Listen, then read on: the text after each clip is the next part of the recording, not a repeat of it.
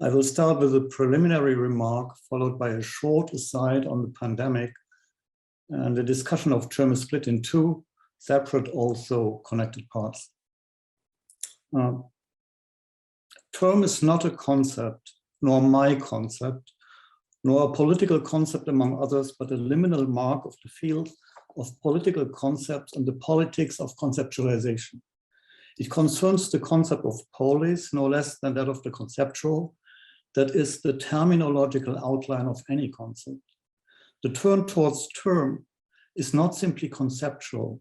It does not contribute to the field of conceptual history, but is about the demarcation, delimitation, and determination of such a field. The turn towards term is not simply historical either, for there is no notion of history that is not haunted by the desire or fear of time limits and deadlines, by delays and extensions of history's destiny or destination, oscillating between termination and indetermination. Term haunts what is called a political concept from within and from underneath, back before the constitution, delimitation, and determination of such a field. Coming to terms, with the pandemic. The call for papers for this conference from about a year ago encourages participants, and I quote, to demonstrate the political work done by everyday terms and common nouns that are not usually considered political. Think, for example, about viral, end quote. The call did not invite to think about the everyday occurrence of term. It only mentions everyday terms in passing, as if every day the notion of term went without saying, as if term were the underlying condition of everyday life. But term indeed can be considered having turned into an everyday notion, if not into the word in the name of which we have to come to terms with whatever we have to come to terms with. In other words, with everything, every day, and with every day anew. As if under the tacit obligation to turn every day and day and night respectively into terms, determining and thus determined the other as term. The proliferation of term, from terma and termon in ancient Greek, terminus in Latin, over time, its intrusion into and settlement inside other particular languages can be called endemic. Endemic in both senses of the Greek word, to stay somewhere in some specific region, site, or country, living there every day, as if one were a native, and to come there from abroad as a foreigner in order to settle and share everyday life. But the ubiquity of term today around the globe proves to be pandemic. The word has gone over time almost inconspicuously viral. The ubiquitous use of term today, not to say its spread, runs counter though to what term seems to stand for in the first place, to contain and put an end in both spatial and temporal regard to something. Be that a piece of land to be delimited as a particular field of interest, a common ground or private property, or the proliferation in time of something to come to terms with, say, for example, a pandemic. While riding the Washington, D.C. metro train last summer, I could see a poster on a wall from across my seat. It read, "Let's end this pandemic together." In other words, let's come to terms with this pandemic. But back before and beyond the desire or drive to come to terms with whatever it is, there is or remains a desire for term, a desire to delimit term as term. What's in a term? In order to unfold this question, I will split the discussion in two, following what at first glance seems to be a chronological order. One, chromatical term, signa subdita. In Greek and Roman antiquity, term designates a stone that marks a liminal critical point. It marks a border distinguishing the inside from the outside of a piece of land as possession. The stone as term, once posited, is supposed to stand for its irreplaceability. What the stone once placed and erected exposes, though, is nothing but the unconditional possibility of displacement and destruction.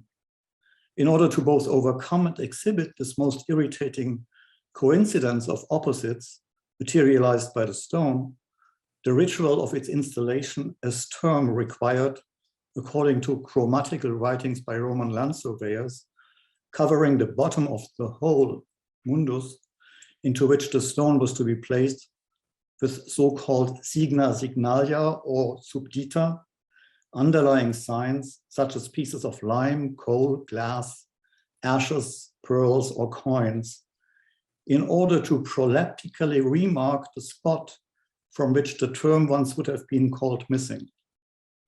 The most extensive and detailed description of the supposition of such signa can be found in a chromatical treatise by Siculus Flaccus. This is the 2nd century. The conditions of arable land. It states, and I quote, "To some it pleases and they insist on placing a sign underneath all terms. This is done voluntarily, not by necessity. For if there were certain laws, habits, or rules to be observed, then underneath each term always the same sign would be placed. But because the procedure is voluntarily, underneath some terms there's nothing, whereas others are planted upon ashes and coal, potsherd, broken glass, chalk, or gypsum. This all happens, as has been said above, voluntarily," end quote. The agreementer's insistence on the voluntary, if not arbitrary, character of placing certain signs underneath the term exposes a certain embarrassment. No law or rule nor habit seems to prescribe how to fill the void between the term to be placed and the bottom of the hole on which the stone will have to sit, or whether to fill it at all. Some seem to think the term will stand and speak for itself, that is, for the task the stone is supposed to fulfill. Others remember and mourn the stone's fragile character, its unavoidable loss. The word voluntarius, voluntary, repeated 3 times in 5 lines, covers a moment of despair. It says, whether you decide to take precautions or not, the term always exposes what it was supposed to oppress and keep under cover, and involuntarily so, the stone's instability. In other words, the impossibility to possess a piece of land or field and for the term to come into its own. Immediately after the passage on voluntary supposition of signa subdita today, Siculus Flaccus remembers that in ancient times, the ritual and the religious character, the celebration of embedding the stone in the ground, had to abide by certain rules. The gesture of putting coal and ashes underneath the term embodies a certain circumspection, whereas in later days neglect took over. To place no sign at all, or a most different variety of signs underneath. In ancient times, above the cavity into which the stone was to be placed, Siculus Flaccus continues, they slaughtered and incinerated victim animals. Blood and ashes, grains of incense and fruits filled the cavity. In addition, others who worshipped Terminus, the god of boundary stones, poured honey and wine into the hole. The still glowing remnants of the burnt offerings were posited underneath and along with the term, corroborating in such a way, Siculus Flaccus concludes, the need for vigilance over the deposited stone. Ita diligenti cura confirmabant. But what exactly did the diligent care confirm, not to speak of the concerned anxiety? Latin cura covers both semantic tendencies. The confirmation is split, it lacks firm and stable ground. For it confirms at least 2 incompatible things. A conjuration, the need of protecting the stone that was placed to mark and protect, in the name of God Terminus, the borders of a field as private or common ground, possession, and an insight, that nothing prevents the stone from being displaced and the field as possession destroyed. Hope and despair surrounding the scene of placing the stone as term, including the discovery of pain through torture as the most powerful means of mnemotechnics, whenever the need arose among men, what Nietzsche later calls to make themselves a memory, a strange mix of violence and gratification characterized the documents from legal sources collected by Jakob Grimm in his German Legal Antiquities, first published in 1828. Under the heading ear, or, Grimm writes, and I quote, "More important than the nose in German legal history is the ear. Still in the past century, in some German regions, it was custom to call on boys for important occasions, such as the laying of a foundation stone, the depositing of a boundary stone, or the discovery of a treasure, and to suddenly prick their earlobe or to hit their ears in order to remind them for the rest of their lives the event. Additionally, they received small gifts." And another passage adds, "The depositing of boundary stones was a solemn event celebrated in the presence of the people and neighbors from both sides. Children were called for and their earlobes pricked, or they were slapped in the face to retain, like an imprint, for life the memory of the operation. In some communities, it was custom to bump boys on the newly planted stones," end quote. In his essay, Grammatical Institutions from 1852, the German lawyer, philologist, and legal historian Adolf Rudolph summarizes the rise and decline and disappearance of the so-called signa subdita. I quote, "The terminus receives either concealed or open signs. The more the former secret signs tend to disappear, the more the other open signs gain in artificiality.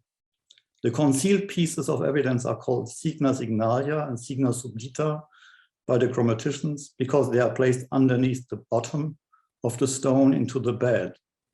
In Germany, they are called witnesses, secret, evidence, addition, eggs, young ones, lots, and marks. They consist of chalk, gypsum, pieces of charcoal, broken glass, ashes, potsherd, denars, and other coins. And they are not to be confused with pieces that are simply used to stabilize the terminus. In later times, when it came to mark the borderlands ordered by the Roman government, signa subjecta were no longer prescribed. The custom to use them became more and more arbitrary and finally vanished so that their lack didn't prove or testify against the proper characteristics of the landmark or boundary stone," end quote. It is as if finally, even the invisibility of the underlying signs had vanished into the visibility of the term as proper term, erected apotropeically as a reminder of the violence and pain experienced by children when witnessing its bedding against the unforgettable vulnerability it exposes but tries to conceal into plain sight. The Roman signa signalia, subdita and subjecta, which for the most part are res fracta, that is broken things, are called, as you have heard, witnesses in German, among other words, as if there were no term, no name to designate and diagnose these underlying conditions properly, which are placed in order to compensate for the loss of term. Their number is not complete nor completable, for they aren't variations of a theme or paradigm.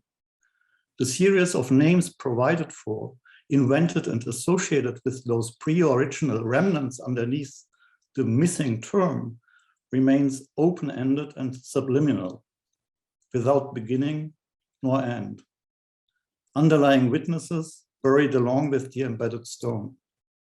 But besides those concealed underground, additional witnesses, more visible ones, had to be called for. Children witnessing the scene, receiving, as if living, growing stones themselves, violent imprints and marks into most vulnerable body parts, ears, mouth, sex, to build and maintain a memory for the rest of their lives of the stone, supposedly placed once and for all.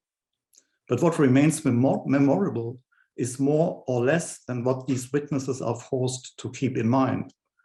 The children are forced to remember not to forget the place and time where and when the stone was set, They are forced to remember to forget that before the stone was placed, there was none.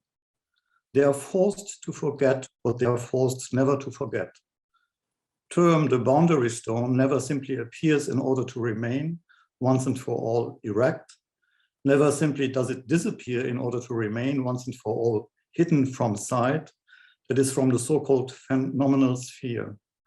Rather, term encapsulates fragments of a displaced and repressed memory of underlying conditions, witnessing the stone's impossible duration. Term, along with those underlying conditions, hidden from sight, disappears not from, but into visibility. 2, grammatical term, suppositiones. Term goes underground, in more than one sense. In Isidore of Sevilla's Etymologiae, a Catholic encyclopedia of the knowledge of late antiquity, written and compiled in the early 7th century, a last look is given to terminus, the stone. I quote, "Termini are called dicti, what distinguishes and declares, declarent, as if the stones were speaking, the measurement of land, for through these proof of boundaries is recognized, and lawsuits and squabbles about fields are thus avoided." End quote. Terminus in Isidore's Etymologiae remains as if speaking, declaring and confirming once and for all one and the same thing, as if saying, this is the end, finis agri, and more precisely, oscillating between statement and threat or despair, I am the boundary stone. And indeed, Isidore's description of terminus echoes 2 testimonies, both of which intimately link the boundary stone and voice, the boundary stone and language, that is categorical and propositional speech. The first testimony consists of 2 boundary stones excavated in 1986 on the west side of the Athenian Agora, both inscribed. The inscription reads, I am the Horos of the Agora. The Greek noun Horos marks the borderline as well as border stone. Its equivalent in Doric and Northwestern Greek dialects, relating to the stone exclusively, is thermon. Horos, the stone, is mentioned once in Homer's Iliad. It is ripped off the ground by Athena fighting Ares, here in Chapman's English. Back she leapt, and with her strong hand wrapped a huge stone, led above the champaign, black and sharp, that did in old time break partitions to men's lands. And that now lay abandoned.